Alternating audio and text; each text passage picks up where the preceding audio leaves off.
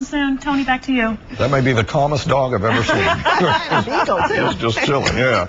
All right, thank you very much. In sports, the New York Yankees are one victory away from winning their 27th World Series. You can catch Game 5 tonight right here on Fox 5. Our coverage begins at 7:30. Speaking of baseball, Holly Morris is getting a baseball history lesson this morning. She is at the Babe Ruth Birthplace Museum in downtown Baltimore, Maryland. Holly.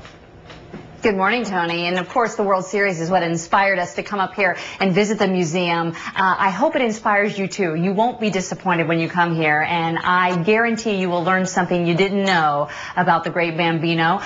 Or maybe the name I prefer is the Sultan of Swat, or maybe the Wally of Wallop. See, I told you you'd learn something new, just a little bit of what I've learned, but there's a whole lot more, and Sean Hearn is the chief curator. He's here to share a little more history with us. Good morning to you. Good morning. Welcome to Baltimore. It is our pleasure to be here, and first and foremost, you were just saying to me, everybody thinks of Babe Ruth as a New Yorker, but he's a Marylander. Absolutely. Born and raised here in Baltimore, born here at this house on Emory Street, and raised at the St. Mary's Industrial School. And he's such an inspirational figure because he's really the essence of the American dream. Absolutely.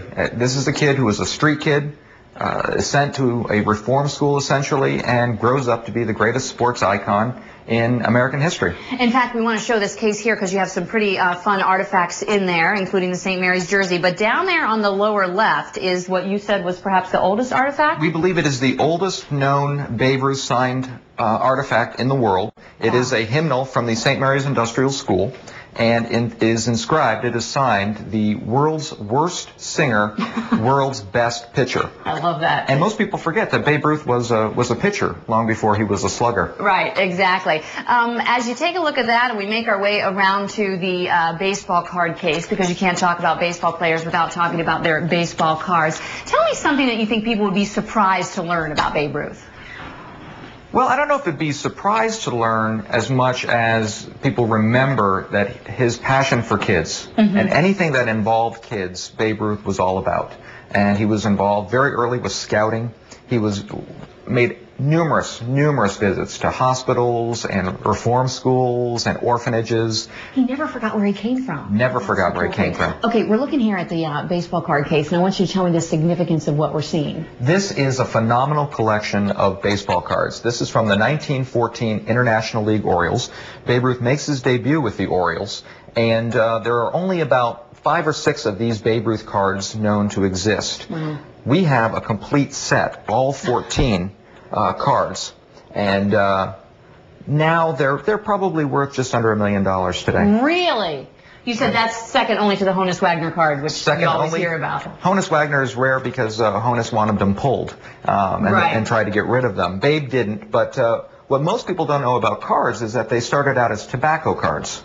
Later on, they get put in with bubble gum, but the first cards that were printed were actually part of a tobacco package. Let's talk a little bit more about Babe the man. He was a snappy dresser. Babe knew he was an icon. He understood better than anyone else at his time what sports writers needed, what photographers needed, what cameramen needed, and he made sure they got it. He knew his image. He cultivated his image very well.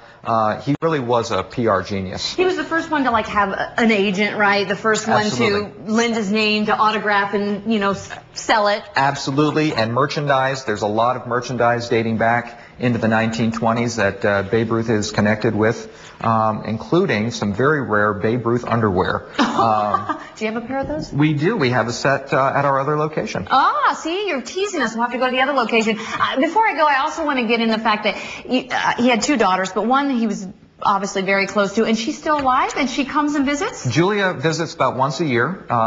She's in her 90s now, extremely sharp. She talks about Daddy like she just saw him a few weeks ago, and she's been a tremendous asset for us. She actually threw out the last pitch at Yankee Stadium when they were closing Yankee Stadium last year, which was a great hallmark for them to have Babe Ruth and his daughter kind of open and close the stadiums. Yankees or Phillies?